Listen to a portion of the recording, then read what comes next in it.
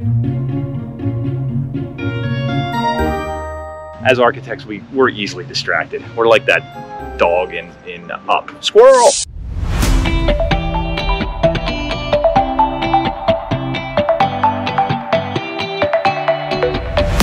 On the Road with Aquatrols recently swung by Concord Country Club in Westchester, Pennsylvania to check out the ongoing renovation work the club has been doing.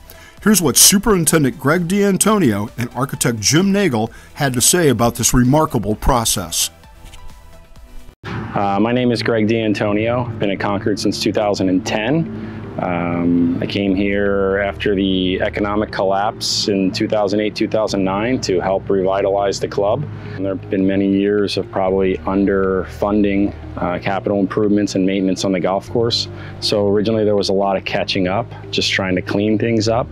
And there was trying to evolve and get things kind of to today's technology and to play as golfers today desire. After we kind of accomplished that, we shifted into a golf course master plan. One of the things we said we were going to do was not assess the membership when we did this renovation. So we were going to do it over a period of years.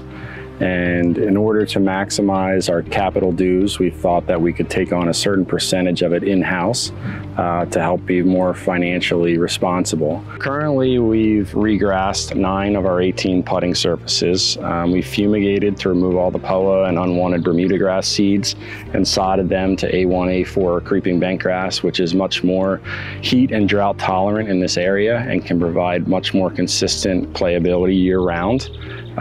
From specific holes, we started with our 14th hole in 2019. We rebuilt that hole, which consisted of a new green, new fairway, new teeing ground, and 2 new bunkers. Moving on to 2020, we rebuilt our 15th hole, which was a short uphill par 3, which was mirrors Shinnecock Hills 11th hole, which is another famous William Flynn short par 3. We finished that just in time before the world shut down in the pandemic, and then we reopened that. Well, when we reopened in June, we were able to reopen it later that month. 2021, we redid the 17th and 18th holes, which was bunkering and tree removal, as I mentioned before, the ash tree demise. And then finally this spring in 2022, we rebuilt our 16th hole, which converted that hole from a par 4 to a par 5 that plays close to 600 yards from the tips, and had a reintroduction of what we call the Great Hazard here, which is a cluster of bunkers between your second and third shots, which was something that was unique to Concord when it was originally built, and it was taken out during the Great Depression to help save money, because bunkers obviously are a cost. It was something that was here, but also Pine Valley on their 7th hole, which was where William Flynn worked prior to here. And we felt, and the membership felt, that it was something that could be unique to Concord. So the 14th hole was originally a par 5, and this has been modified and is now a short par 4. The hole is very much lay of the land. We didn't move a ton of earth within the fairway. We didn't have to, but at the green, we built the green into a hillside, as very much like Flynn would do. We did a lot of earthwork up there. And so now the green was inspired, to be honest with you, from like 3 greens at Lehigh, a little bit of Indian Creek, and and a little bit of Concord to fit in with this property. And what I like so much about this green is that we were able to sort of capture on a number of William Flynn design styles. Oftentimes, not all the time, but oftentimes he would build these 3 high points into his greens, and those high points might be external to the green, internal to the green, or the grass, the green riding on top of that. And so if you look across this green, we have a high point front right, we have a high point along the bunkers, and we have a very subtle high point across the back of the green. Used to be a par 5 that kind of went around the corner. You wouldn't be able to see your second shot or your third shot, and even off the tee, not your first shot. So this used to be all woods, almost to the left side there where the bunker was. So all this woods was cleared. Removed probably close to 400 trees, all in-house, or that fell over. And we brought in a lot of fill to kind of create the elevations that Jim Nagle desired. The fairway was regrassed and widened. New irrigation was run along this right side. And all that rock that you see behind the green actually was excavated out as we brought in the fill, and we actually buried a lot, probably twice as much of that rock. The idea behind this hole is obviously you want to try and get up onto this level area, which opens up the shot to the green and gives you good visibility. But you can see that that fairway has a bit of a cant over to the left. And because it was a blind tee shot up and over the rise, we didn't want to add features down in here that you couldn't see from the tees. So instead we incorporated rough. And with the kick of this fairway, if someone tries to get a little bit too aggressive, they certainly can end up in this left rough, and then they have that shot up to the green, over the bunkers, and a portion of the left side of that green actually falls inward. So the 15th hole is now about 160-yard uphill, par 3. The hole was actually inspired from the 11th hole at Shinnecock, one of William Flynn's more noted or most popular or famous golf courses. But it's almost like a reverse image. So it's not like saying we just picked that hole up and we duplicated it here. We made some modifications and alterations to fit with the land that was given to us for the 15th hole. So a little bit like the 14th hole. The green isn't overly tricked up, but it does have these varying degrees of slope coming in at different angles, which creates some challenge in the putting. The interesting thing about the 15th hole is we talked about in-house work.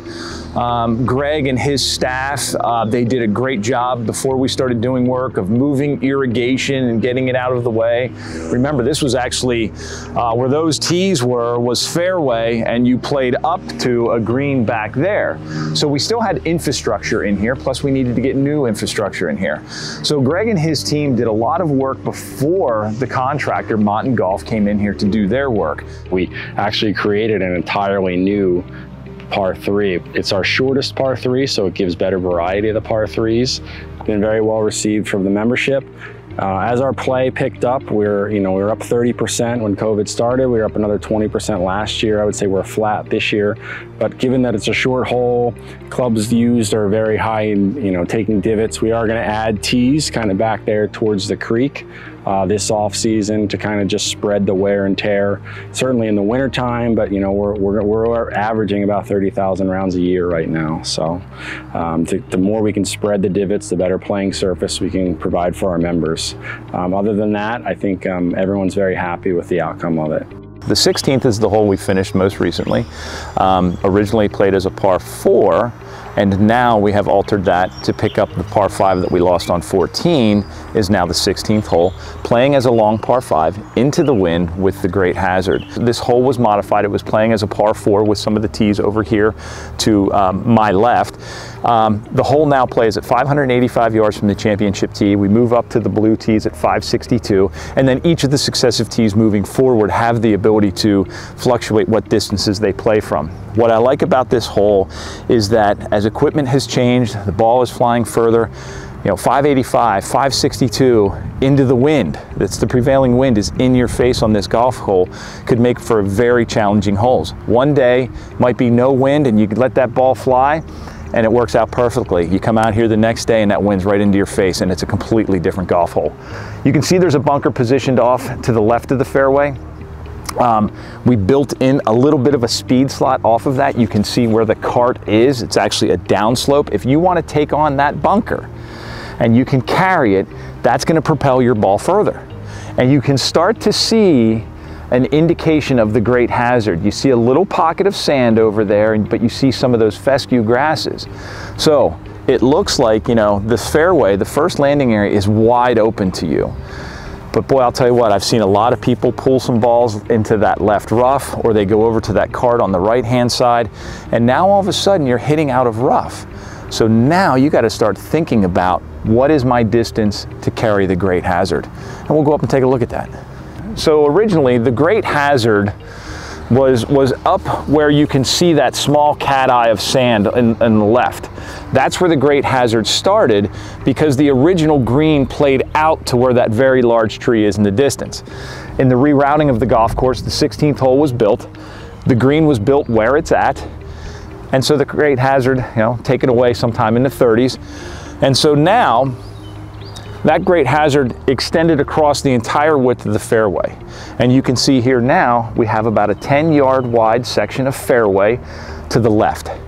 We have to consider every playing member of any club. So for a shorter hitter who might not be able to carry the hazard, at least they can play up to this left side and they can negotiate the hazard and play around it. That's very important to think of. Mott and Golf and their team did a great job working with Greg and myself to create a feature that has a lot of randomness to it, a lot of variety in depths, variety of how the sand moves through there. And with this fine fescue, it's a wonderful contrast to the fairway, the intermediate cuts, and the rough. And certainly would be a bear to hit out of if you get into it. I love the contrast, I love the look. It's not just the sand is a hazard, but the turf itself is a hazard. And the beautiful thing about William Flynn designed golf holes, and many golf holes from the classic era, it's angles of play, it's strategy, it's that whole risk reward.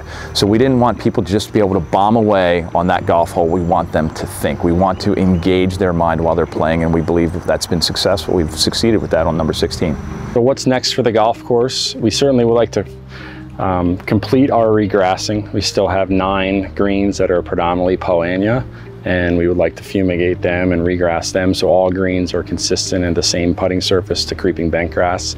The major earthwork is done for the time being, but we do have some forward tees to build, some fairway line adjustments. We do have 8 ponds here that we'd, over the course of the next decade, like to remove the sediment from as we continue to try and remove water from the golf course. The more water that these can hold, the faster we're going to be able to get water off the course. And then I would say 5 years from now, we're going to have to really look at irrigation, and we hope to couple that with a short game area construction. Thank you, Greg, Jim, and Concord Country Club for allowing us to showcase this really special project. Stay tuned for more Aquatrols on the Road as we share stories from turf pros around the world.